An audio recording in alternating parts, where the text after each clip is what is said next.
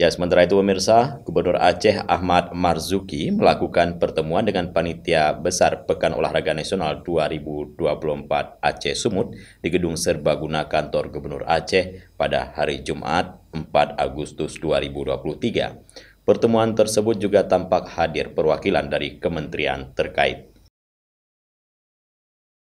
Dalam pertemuan yang membahas persiapan Pekan Olahraga Nasional Aceh Sumut tahun 2024 tersebut, tampak juga hadir anggota DPR RI Eliza Sodin Jamal, Ketua Umum Komite Nasional Olahraga Indonesia Pusat Letjen TNI Purnawirawan Marciano Norman, Wakil 1 Ketua Umum Majen TNI Purnawirawan Suwarno, Wakil 2 Ketua Umum Majen TNI Purnawirawan Sudarmo, Sekretaris Jenderal TB Ade Lukman.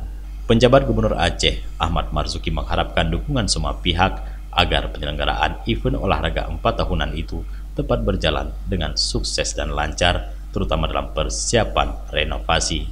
Ketua Umum KONI Pusat Marciano Norman mengaku optimis penyelenggaraan PON Aceh Sumut akan sukses digelar pada September 2024 mendatang. Dari Banda Aceh, Tim Liputan Aceh TV melaporkan.